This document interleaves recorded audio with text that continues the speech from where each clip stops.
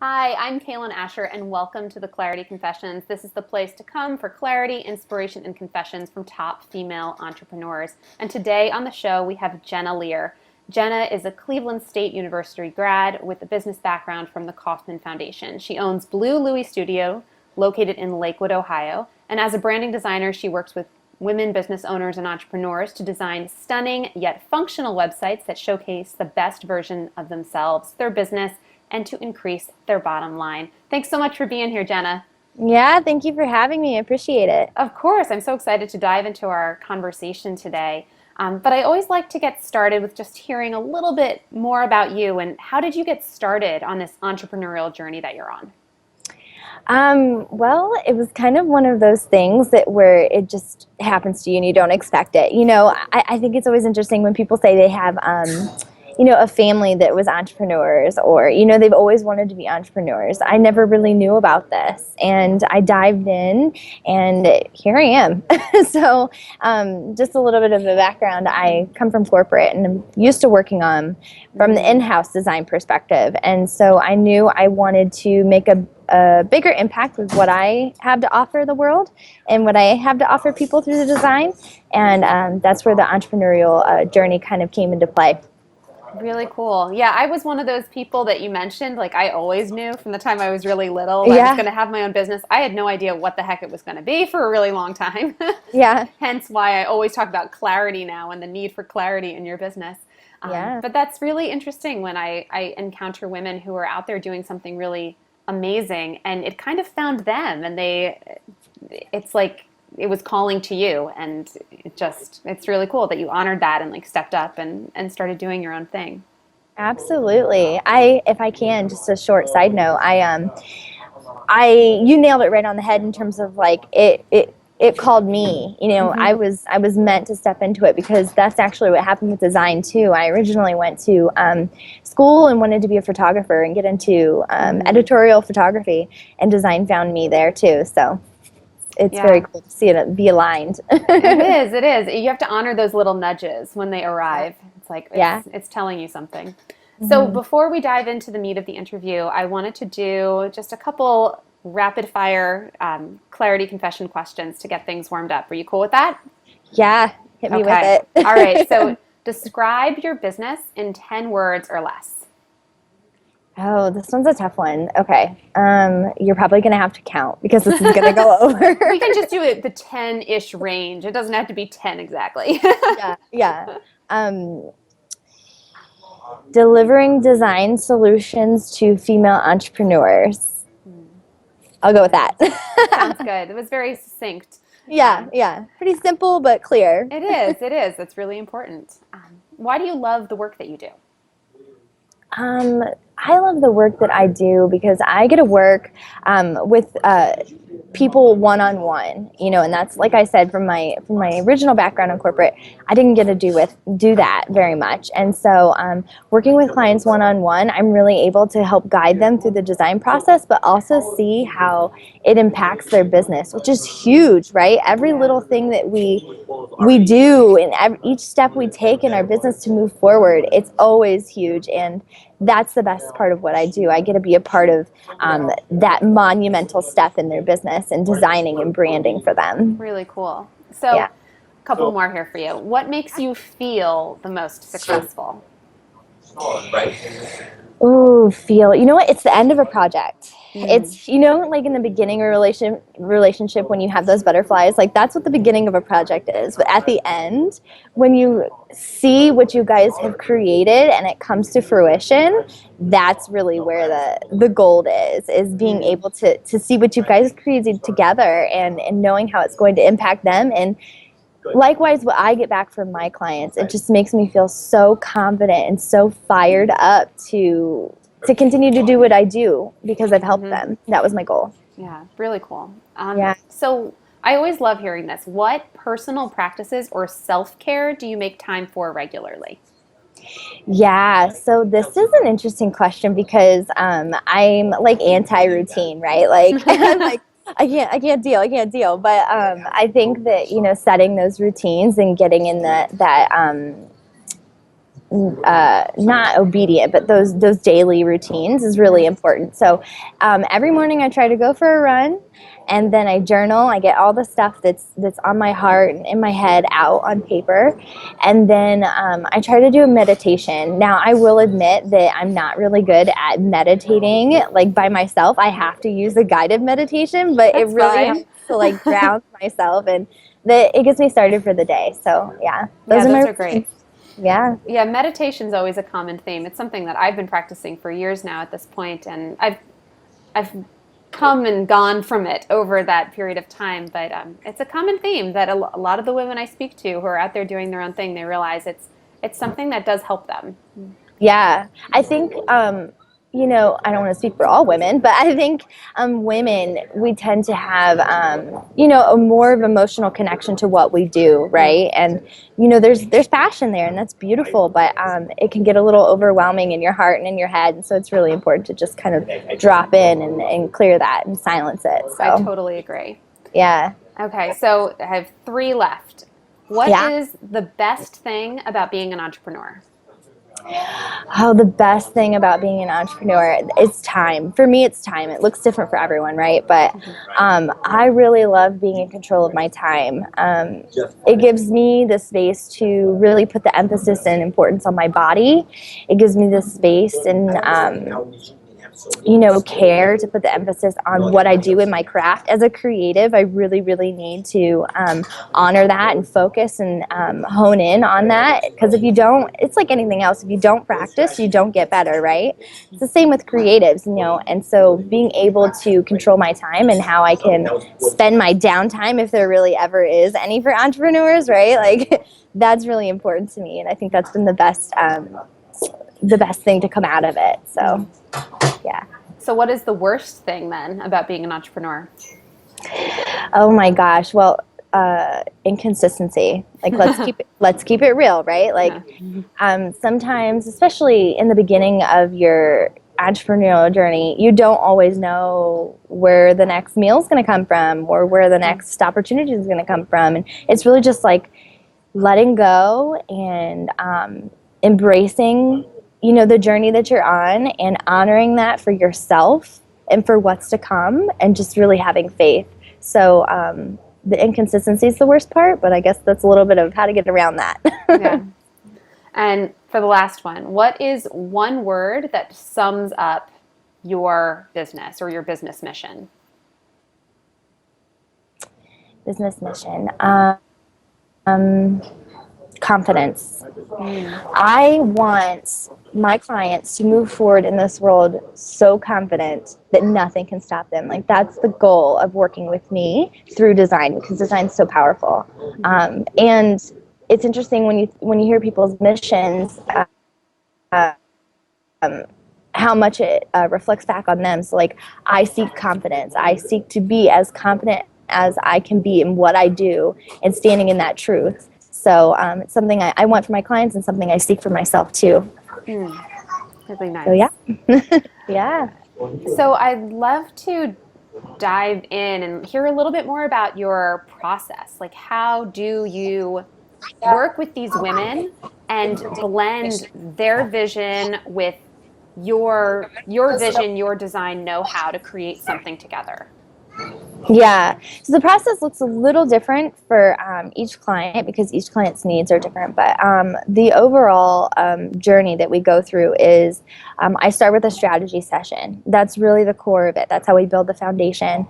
And I want to learn more about them. And obviously their business is important. But in order for me to pull the essence of their brand and bring the design of to life for their business, I need to know about them. And so that's kind of the pivotal starting point in terms of where to start and how do we dive in. From there, each design process is different, but from there we move through the design process through step by step.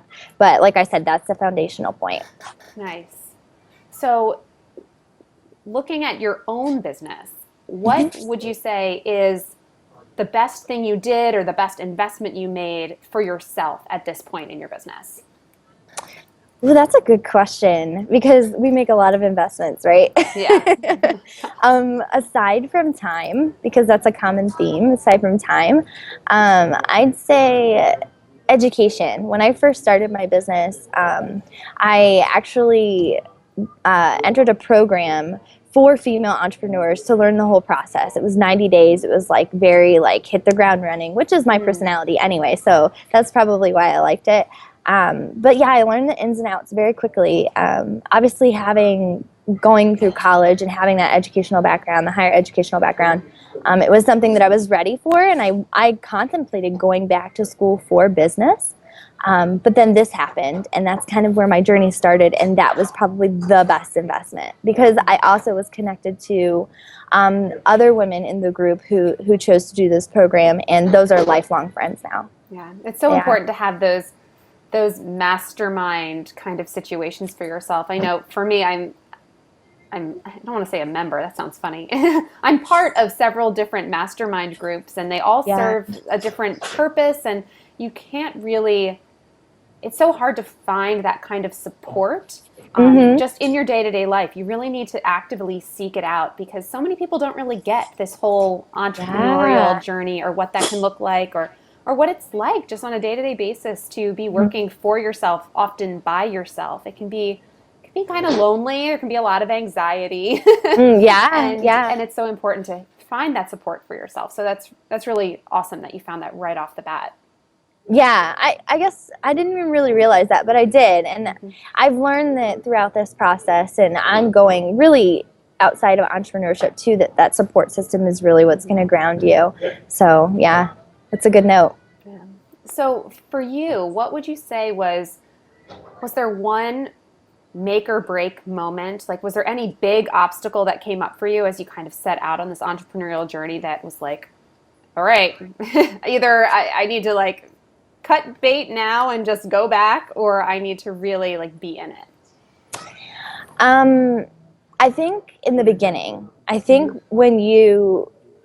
this is such a difficult question because I know I'm not the only one, but I struggle with this all the time. Like, especially having that corporate background and knowing that, like a regular 9 to 5, there's consistency there. It's always take a step back, take a step forward, take a step back, take a step forward. And I know in my heart that I'm committed to my business, but at the same time, if you have to go get a part-time job, to get through, that's okay. And, it's all a part of the process. It's all a part of the journey. And so in terms of like a make it or break it, if you put all of your energy and weight on just a make it or break it, it'll never, the entrepreneurship journey will never work for you because it's constant give and take. And you need to know how to pivot. You need to know how to go with the ebbs and flows of it. And that's really something that's eye-opening when you get into this and how to learn how to do it. So yeah, I love you brought up that point about it's not failing to need to get a bridge job or to hang on to elements of work from before as you transition. I think so many people think they have to.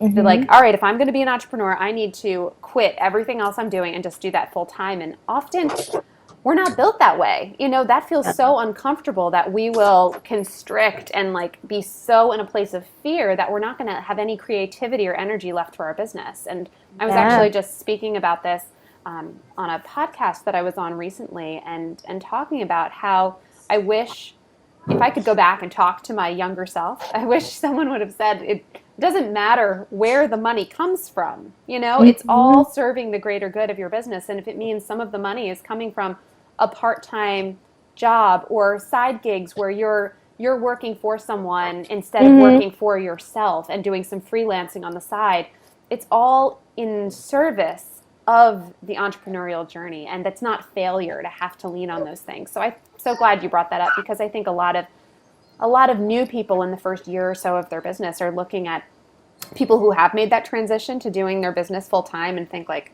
oh, that's the only, they must have started out like that. And it's not, not how I started out. I had 7 years of like dipping my toe into entrepreneurial things and then working at little shops and doing freelancing and all this stuff on the side until I really hit a point where the momentum shifted. It's like, okay, now's the time to just focus on this. So thank you for bringing that up. I think that's a really important point. Absolutely. And I love the fact that you mentioned, creating from, I can't remember what you said, but creating from a bad place. Like I always say, you can't create from scarcity. And I've had this conversation with, my boss lady friends a million times. Especially being a creative, right? Like if the money's not there or the support's not there or the consistency's not there, whatever you need to do what you do is not there, it's not going to flow. Yeah. So you have to do what you have to do to get in that place where it can flow. And so you can level up, right? Like, what is it? Like a rising tide lifts all boats or something like that, right?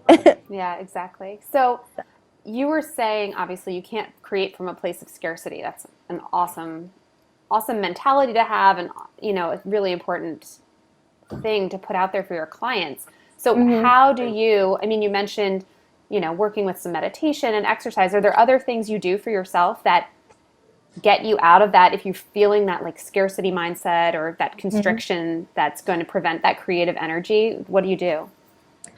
I step away from it all. Like I have to. We're naturally inclined to just like do more and dive deeper and like, how can we fix this, right? Yeah. But you can't. You're literally blocking everything when you do that. So I tend to close the computer, step away. I'll go play basketball or, impromptu trips out of town or, camping, just anything to get my mind off of it and get some clarity and just become clear on the situation and not so tied to it. And then, just coming back with a more level head and understanding how to, approach it differently. And usually that works, right? Like when you step away from it and come back to it, you're like, oh, duh, why didn't I think of that, right? But you can't do that when you're in it and you're so emotionally tied to it. No, you can't, because you're just focused on the problem. And as much as we think we're seeking the solution, we're actually just increasing the problem. We keep thinking about it in all these different ways. And I totally second that piece of advice of stepping away and giving it space. And we know how often does an aha moment or a brilliant idea come to you when you're going for a walk in nature or taking your favorite, Zumba, yoga, spinning class, or spending time on vacation or going out to dinner with someone that you care about. Like so often you find those flow moments when you give yourself permission to step away from the work instead of being in it. And so, I totally resonate with that. Yeah. So what are you most excited about right now, and where are you headed? Like, where do you see this business of yours going in the foreseeable future? Yeah, I think what I'm most excited about right now is just opportunities that come along. I've always said, even in the very, very beginning, I said, opportunities are going to come along, different things are going to come along that I can't foresee. And that's the adventure part of it, right? Like, and that's the excitement part of it. You can only plan so much. So I'm excited to continue to work with, female entrepreneurs and powerhouses and put my work out there and just really live my truth, as woo as that sounds. But, and I know that great opportunities are going to come from that. So I think that's what I'm most excited about. In terms of the future, I think that, I'm working on another piece of my business that I've always wanted to do, and just kind of keeping, my hands in a couple different pools. And that's what, entrepreneurship is, right? So I'm excited for that. And I think in the future, I'll be able to bring some of those different sides of my business or different businesses all together to fruition. I love that. Yeah, I think we can't help but kind of always have several projects going on, even if they're not all fully realized, the projects that are in the back of your mind. Yeah. That are always kind of spinning there. So do you have any piece of parting advice for the women that are watching, or any piece of action or inspired action that you could suggest that they take at this point? Yeah. Well, I think all of mine kind of border on cliche, but just don't give up. Keep going. If it's truly something you're passionate about, stay with it, because if you don't, it's going to keep gnawing at you anyway, and you're going to keep trying it over and over again. So stick with it, believe in yourself, and don't be afraid to reach out for support, because the support is what's going to anchor you. Yeah, definitely. I heard, just going off about the sticking with it piece, a woman, an acquaintance of mine, she ran into Marie Forleo on the subway in New York City, and this rare opportunity to sit with this, or stand, I guess, maybe with this powerhouse and ask her this piece of advice. And she said, Marie, what would you say to someone who's an aspiring entrepreneur? Like, what's the secret? How do I get to where you are? She said, just keep with it. Just keep showing up. Like, that's the difference. She's like, I kept showing up for the last 15 years. I kept putting in the work. I kept moving forward or focusing forward, even when I felt like I wasn't moving forward. And figured, wow, if that's what got her through, then I'm going to try that too, because I really admire what she's been building. I think she's a force to be reckoned with. So absolutely, it's not cliche at all. It's a solid piece of advice you offered there. Yeah, just have faith. Yeah, exactly. So where can the viewers find you and see what's up in your neck of the woods? Yeah, so I love when people ask this question, because there's so many different platforms nowadays. Yeah. I'm going to say the default is my website. Yes.